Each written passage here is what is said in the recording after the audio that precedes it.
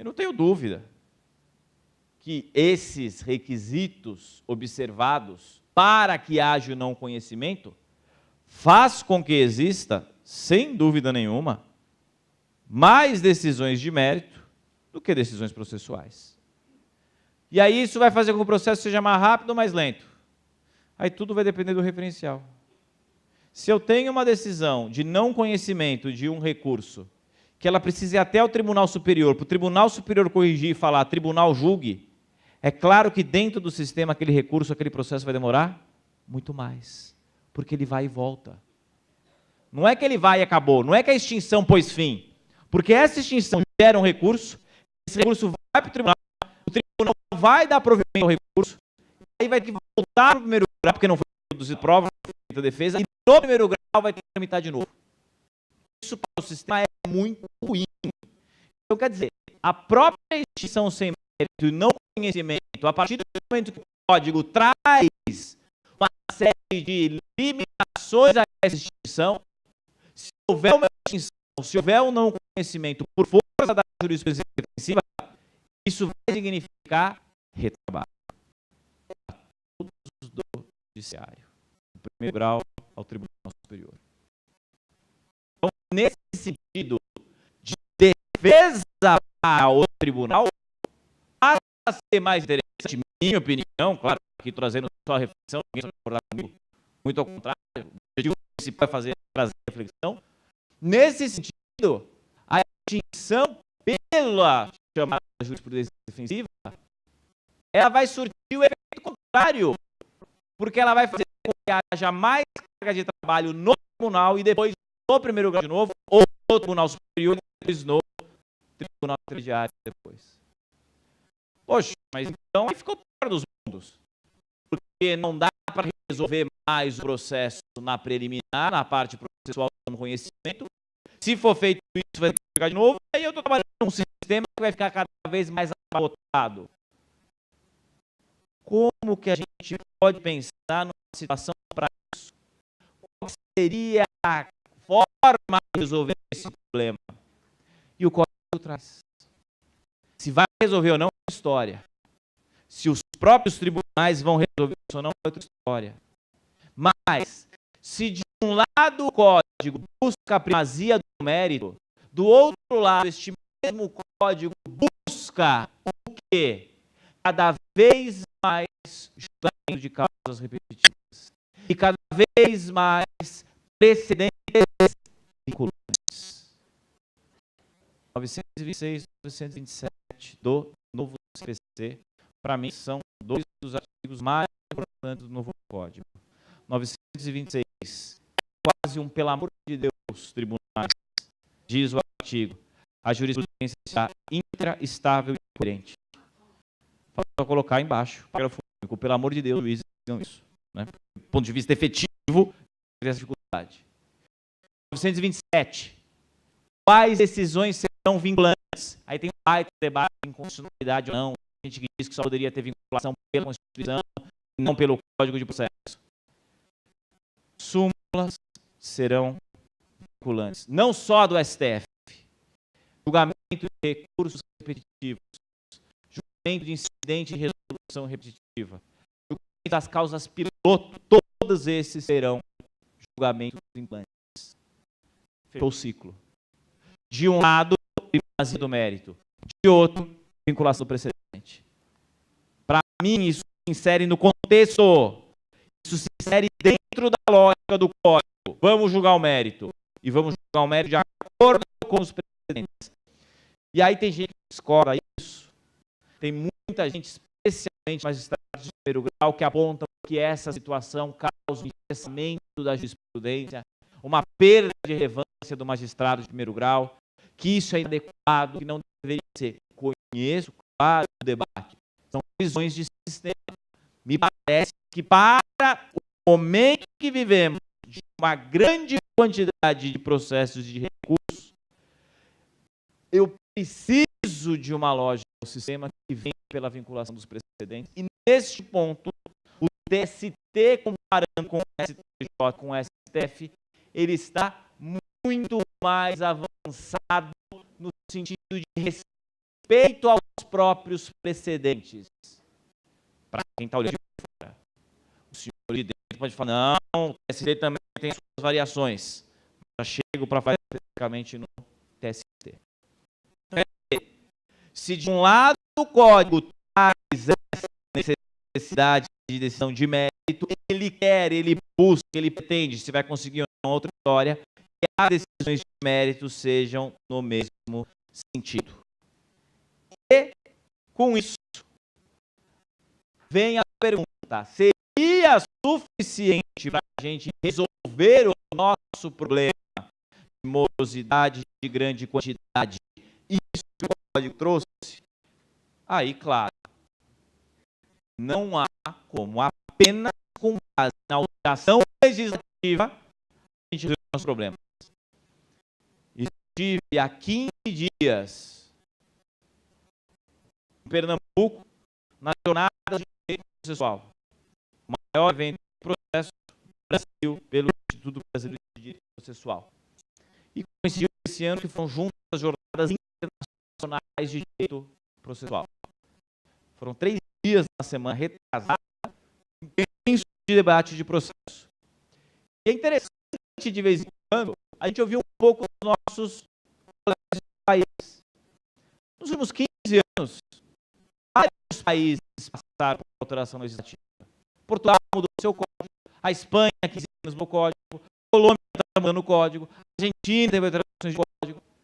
E nesse encontro, muita gente começa a debater quais são os resultados, o que está acontecendo, o que está funcionando.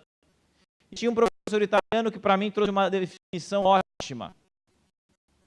Ele foi lá e fala: quando os juristas, os advogados, os magistrados, quando a comunidade jurídica não sabe mais o que fazer para tentar mudar a cultura, faz aquela única coisa que não muda a cultura, que é mudar a lei. Falo isso, claro, de forma bastante crítica. E dizia, pelo jeito, todos nós aqui, dos nossos vários países, passamos por isso. De fato é. Pois é, não sabemos o que fazer, muda a lei. Porque mudar a cultura é difícil. Não é? Fazer analogia, como brasileiro vai parar no futebol, se o time está ruim, o que a gente faz? Muda os 11 jogadores, muda a diretoria, muda a torcida, não, manda embora a técnica, mais fácil. Por aí, claro que a mudança da lei por si só é insuficiente. Claro que precisa de estrutura, né? E falar hoje de estrutura na justiça do trabalho, né, é um tema absolutamente sensível, porque sabemos a questão do contingenciamento de verba do trabalho. Chegando aqui, o motorista falou esse prédio parado. Né? Quer dizer, é visível. Claro que precisa de mais estrutura. Claro que precisa de uma série de pontos. Claro que a lei processual é suficiente. Mas, enquanto a gente, é de nós, não adianta, não tiver uma mudança de cultura da forma com a qual se trabalha com o processo, da forma com a qual se trabalha com o recurso, e, de novo, não estou falando aqui como advogado, estou falando aqui como um colega que produz professor de ministro do Tribunal Superior. Enquanto não houver essa mudança de cultura, não adianta. Aí quem vai voltar? É óbvio que não é suficiente. De qualquer forma, o código dá alguns caminhos para que a gente possa tentar trabalhar com essa carga de processos, esse momento cultural, social, histórico que nós vivemos. Outros pontos vão ter que avançar? Claro que vão ter que avançar. Claro que outros pontos têm que avançar. Um ponto, por exemplo, que me parece bastante relevante, está no radar, está no momento para ser julgado, é trabalhar com filtros para tribunais superiores na escolha dos recursos que serão julgados. Como já existe um recurso extraordinário à repercussão geral da questão constitucional. Existe proposta de emenda constitucional para criar repercussão geral para o STJ. Confesso, desconheço se existe para o ST. Me parece que seria absolutamente relevante trabalhar com isso também. A partir do momento que eu trabalho com causas em quantidade menor em tribunal superior, eu consigo criar um precedente mais adequado. E a partir desse precedente mais adequado, vai ganhando o respeito da comunidade jurídica e vai sendo aplicado nos tribunais intermediários do primeiro grau. Isso que vai reduzir o demandismo. A instabilidade jurisprudencial, ela estimula o demandismo. E repito, não estou falando de tirar o poder de juiz. Exemplo, de novo, do direito comparado. A Alemanha. A Alemanha é um país civil, não tem nada de comum na Alemanha. Só que os precedentes na Alemanha são absolutamente observados.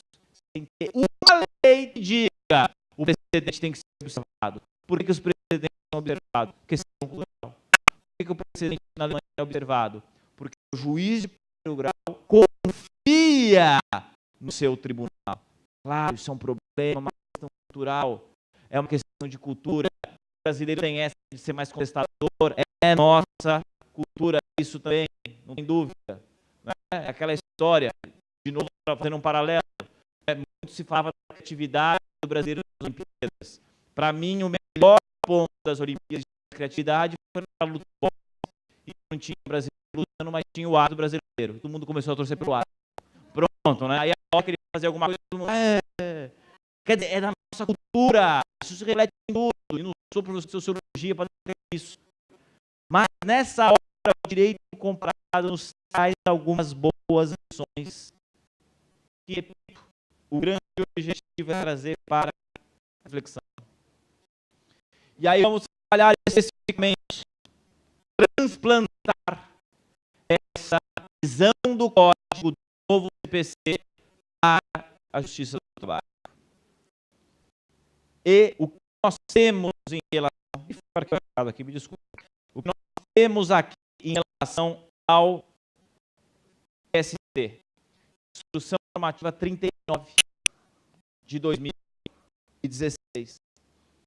Não sei a visão dos senhores a respeito dela. A Instrução Normativa 39 de 2016 do TST, ela destaca que, em relação ao novo CPC, de forma exemplificativa, alguns artigos serão aplicados e outros artigos não serão aplicados.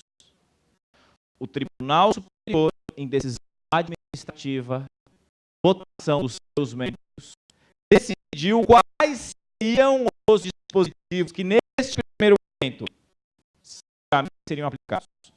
E, neste primeiro momento, seguramente não seriam aplicados. Por exemplo, vai ser aplicado o incidente de desconsideração da personalidade jurídica. Um ponto que os magistrados, pelo grau de reforma geral, todo colega que fez o trabalho com você, fala, não gosto do código, especialmente incidente, isso é um absurdo. E o TST falou para aplicar e não aplicar. Trazendo reflexão. Mas o TST disse que é. E da mesma forma, o TST disse não para aplicar o prazo em dias úteis. Porque existe regra específica na CLT. De qualquer forma, o que me parece bastante relevante nesse sentido de primazia do mérito. E eu sei que a Associação dos Magistrados Trabalhistas ingressou com a PIN contra essa Instrução Normativa 39 de 2016. E não sei aqui quais são os colegas que aprovam da prova ideia, então, alguns diretores da associação trazendo uma reflexão. O que me parece que quando o ST edita uma instrução normativa e traz as balizas que serão, quais serão ou não serão os dispositivos aplicáveis, ele evita a discussão processual. Faça o debate processual. Para que haja o quê? Eu não vou ficar discutindo tempo de novo se o prazo é em dias úteis ou não. Ele fala, é prazo em dias úteis do debate. Mas isso está simplificando, isso está tirando isso, está tirando o poder do volta. O objetivo do processo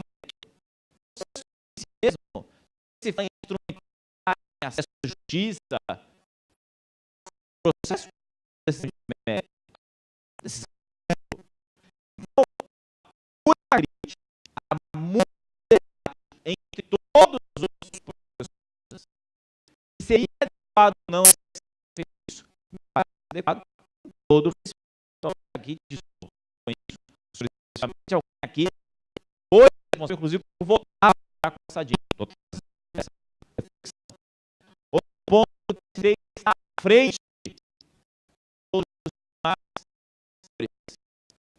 o TSE foram várias de suas súmulas de ações jurisprudenciais.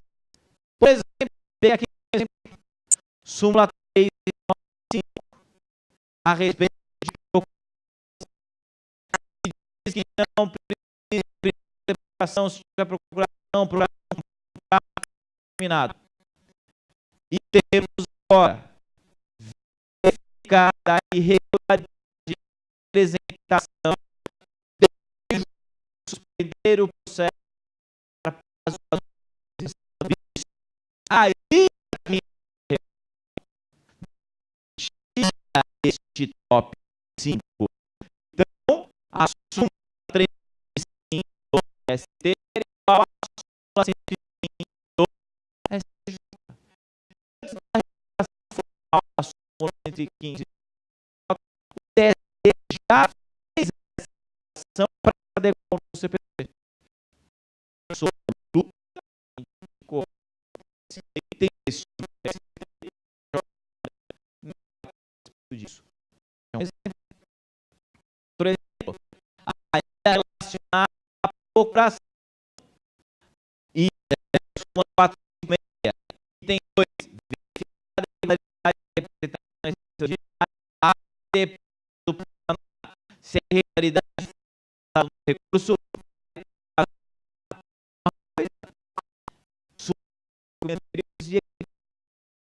aplicando tanto o curso quanto o primeiro grau. A forma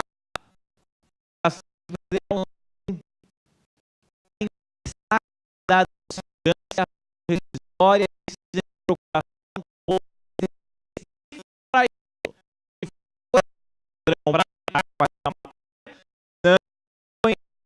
não se admitir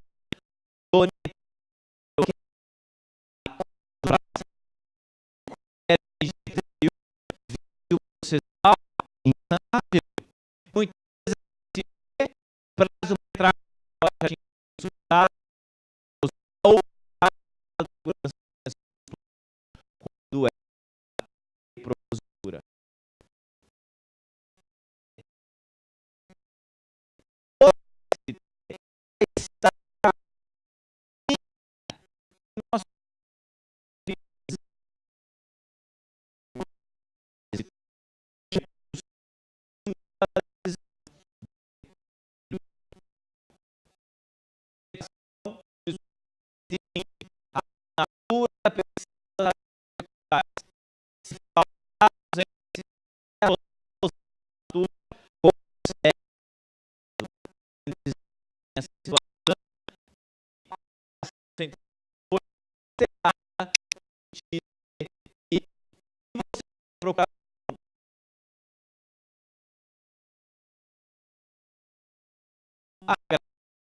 E não tinha origem a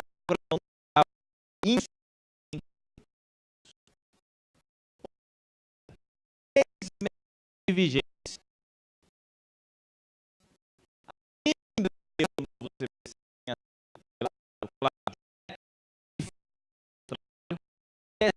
Muito à frente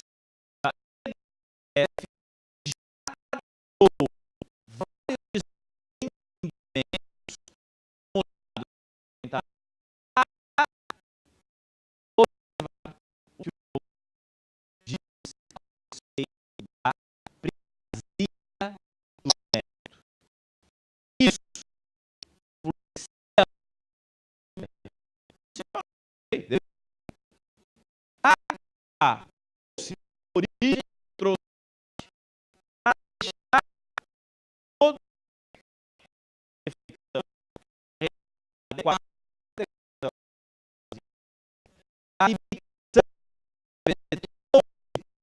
a tal da em todos os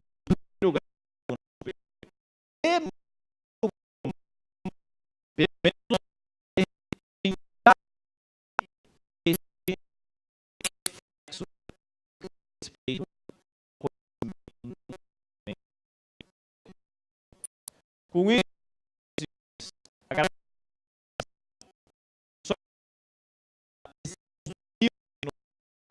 que para a biblioteca só tem um que fica bom fazer,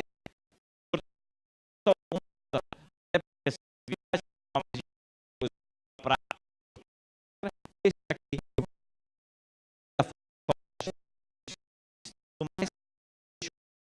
mais todos